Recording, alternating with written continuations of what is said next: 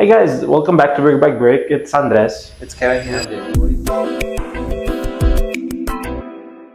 I actually wanted to talk about how people don't need motivation, but they just need to stop avoiding hard work. A lot of people, I feel like a lot of the times we avoid working hard because we're lazy and we don't even notice. We justify it with a bunch of bullshit excuses. Yeah, I agree with that, and it happens all the time where you start procrastinating and you just start jumping into random ideas that you have, whether it was yesterday's, I don't know, problems or today's challenges. You should stick to the task and just focus. It's not a knowledge problem because, for example, it's happened to me and it's happened to Kevin. We know the steps that it takes to achieve our goals, but sometimes we just choose excuses or choose a different thing that is more rewarding in the moment. For example, for me, you were asking me about this yesterday. You're asking me why I'm not accomplishing my goals.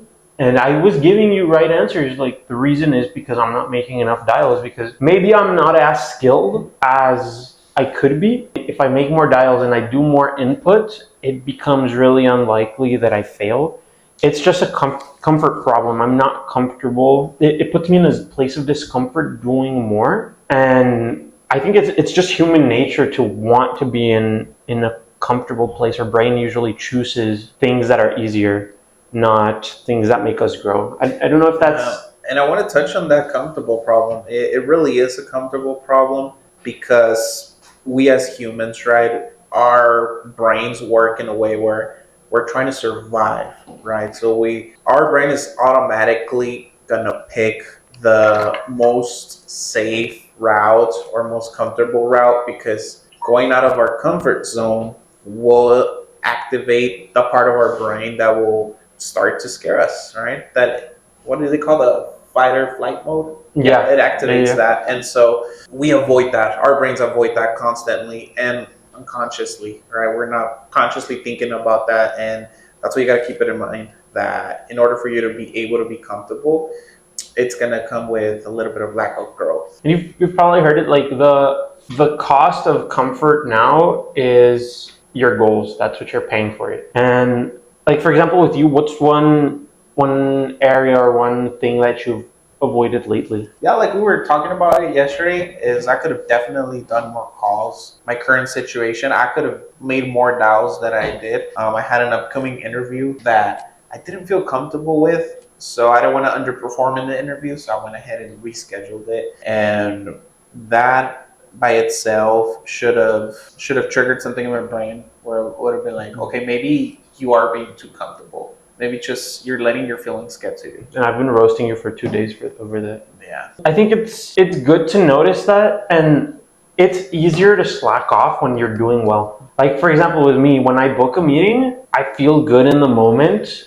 and I don't stop dialing, but I feel like I did the job for the day, and it's easy to slack off. But it's just about how locked in you are and how much you should keep pushing. And that's the sign that you're hot in the moment and you're in the zone to keep pushing, and that's going to be your best day. So, for example, in that specific scenario, right, you booked the meeting, so you felt like you had accomplished something. Yeah. So maybe your hunger to accomplish something else or more meetings Diminishes. Yeah. There you go. I think, and that's the really good thing about setting goals that just keep growing, that when you set a goal that just keeps growing, like your goal is to make as much money as possible, you want to make a certain amount, and you think it's an impossible amount, and you will keep pushing because you want to do that. I think hard work gives you a long-term payout, as opposed to not working hard gives you a short-term payout. Right. And it's about what you want most. And it's easy to pick having a good time now over later because you only have the now guaranteed, but you're also sacrificing what could be.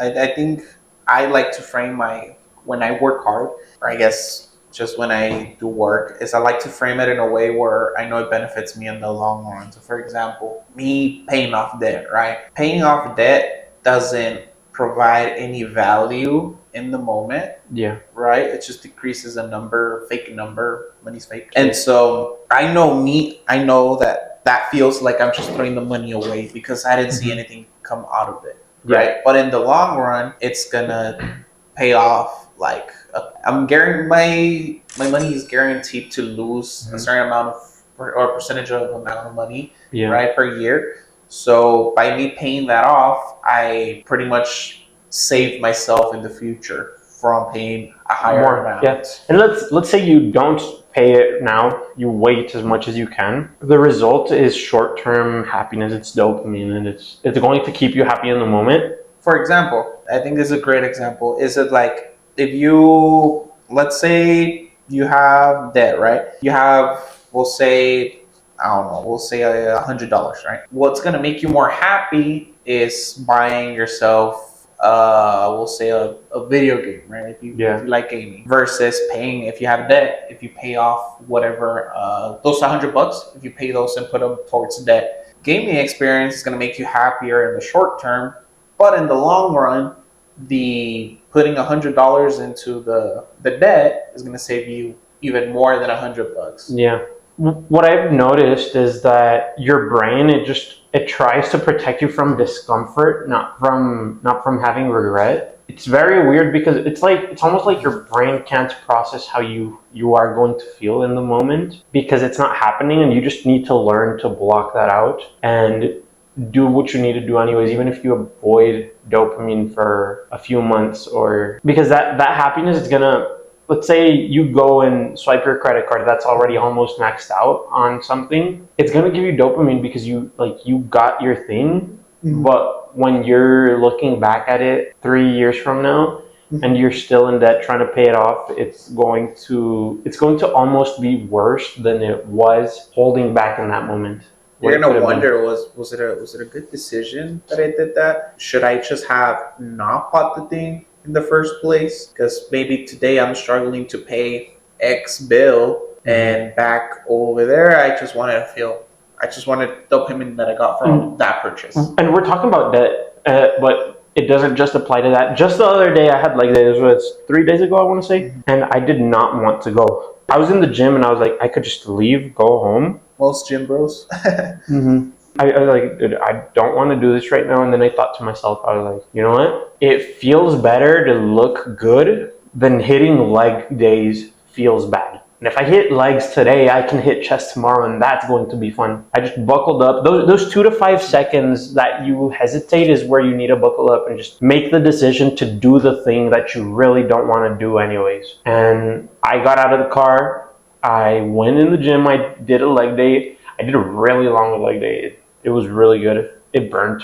I hated it. Nice. I went, and the next day I was able to hit chest, have fun, and I feel better. I feel like I look better, and it's just the best thing to hold off on the instant gratification and just fight for your future. And if you let yourself think too much, you'll talk yourself out of it. All right. You were saying the moment you hesitate. Yeah. So it's very important for you to understand when you're overthinking. So that's why sharing perspectives with peers that have the best intentions is very important. For example, when I was talking to Andres, I was telling him, hey, I don't think, it was like a couple weeks ago, hey, maybe I don't think I'm working hard enough, or at least I don't feel like it. I was sharing my perspective to him, and he was like, whoa, what makes you feel like that? Using spin selling.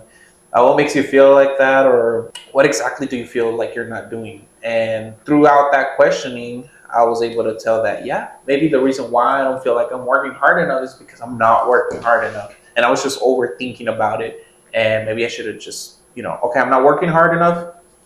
Just stop the thinking there and just start doing raw action. Motivation is not even a good thing to have, because motivation is going to go away anyways. Just make it part of who you are. Because when I was... Yes, that's good.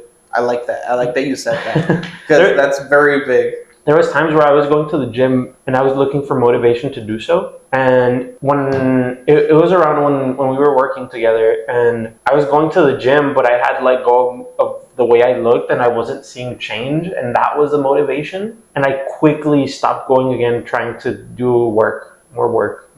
But I could have done both, because 2 hours of my day are not going to stop me from doing work. And now I feel like I'm back in the place where working out, I do it because it's a part of my routine and part of why. Who you are. Yeah, it's not about looking good or instant gratification anymore. It's about prolonged becoming better, stronger, and just increasing my health even, which maybe not that much the health part, but I just want to be a better version of myself, and I want to be the person that goes to the gym as opposed to the person that only wants to look good. That's exactly right. And I like that you said it has to be part of your identity, because when it's part of your identity, it's kind of hard to go back on your word, right? If you're like, okay, I want to start going to the gym, I have to become, because I want to be known as someone that goes to the gym, it's easier to start and not to fall off versus I just want to go just to like work out and just be healthy. The reason why is because now it's part of you. It has a deeper meaning, a deeper why. And Yeah. the deeper the why, the better. Even at work, when I was working cable sales, what went through my mind is I want to be the person that works and is on the phone when everyone else is trying to avoid calls. Because I think it's cooler to when people say, "Oh, look at that guy. He's always working. I don't know why he always works. That's weird." It's as opposed to being the guy that, "Oh, he's avoiding calls and he hates money."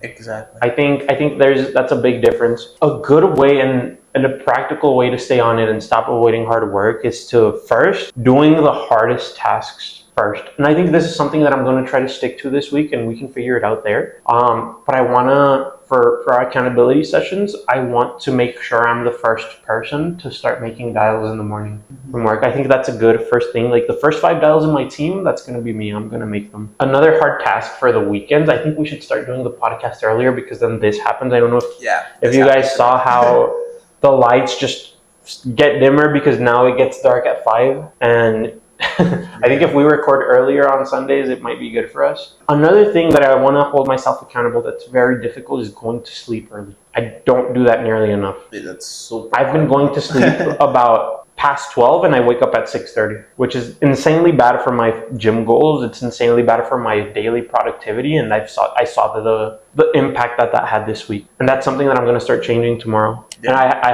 have it in 4K recorded. You have it in 4K, bro. I love that. Make sure you're speaking into existence just like he did. He's gonna, if he ever looks back into this, he's gonna remember, hey, I said that. I need to stick to it. I'll tell you this too, you shouldn't negotiate with yourself when you set a goal, because that is your goal, and if you become complacent and settle for less, you're not being true to who you are. Yesterday we were on That's a call. something I need to improve in, because I kind of let myself that's the bad thing about being good at sales is you convince yourself.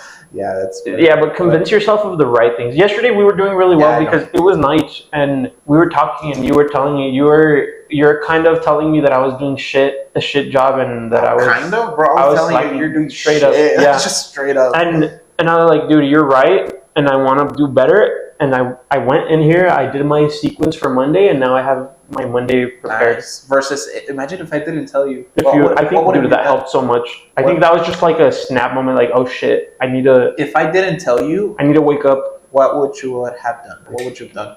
I think I would not have sequenced anything this. You would have just done weekend. something. I think I would have just kept going, doing half-assed. So yeah. I think that's another big step to not avoid hard work. Get you, like, have a friend or someone that holds you accountable, and not the kind of accountability that's nice, but the kind of accountability that's real. Y'all should have heard yesterday. Because this guy was so like, mean. Dude, what the fuck are you doing? that was good. That, like, dude, because if you had been nice and you had been like, hey, why don't you do this? I could have easily sugarcoated everything. If you had done that, I would not have given a fuck, but it resonated with me. And some people take that the wrong way, but if those are the realest people to have with you, the people that tell you when you're fucking up and do it harshly. Yeah. And so you got to make sure that you have, or I guess try and be with those people, right, that are always trying to improve themselves, because if they're trying to improve themselves, you're going to reflect on them. And if you happen to have a rare friend that actually cares about you, then he will tell you like how it is. Like, hey, you're fucking up here. Like as boys, you're fucking up here. You need to do more of X, Y, and Z. So keep that in mind as well. What's something that you're going to change, not weekly, but monthly, to keep yourself accountable? Monthly? My touches, finishing my work, doing my sequences for the next day after work if I need to, because I haven't not been doing that. I've just been stopping work when my work day stops. But how are you gonna make sure that you do it?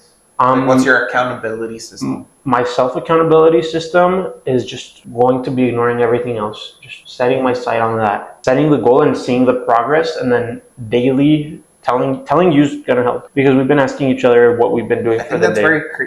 very key as well. Keeping track of progress. Yeah. That's the self accountability. Are you keeping track of like keeping all of track your of stuff? progress. Yeah, You personally? I can always look back at it. I think we can wrap it up there. Yeah.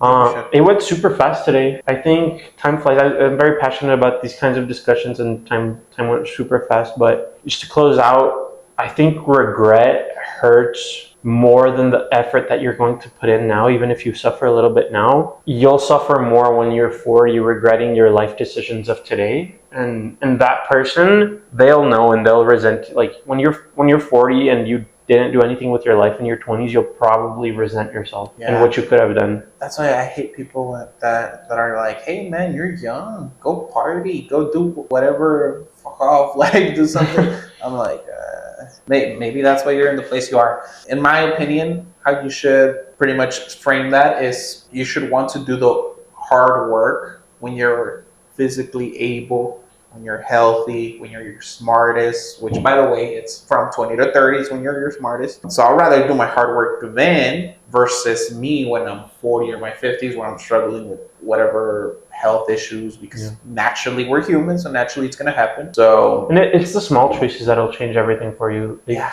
Choose to make one small change today and one small change tomorrow and one small day the day after, and that'll make you, if you improve 1% every day, that's 300% every year. So yeah, just stop avoiding hard work. You guys already know what to do, and we'll catch you guys next week. Bye-bye. Bye.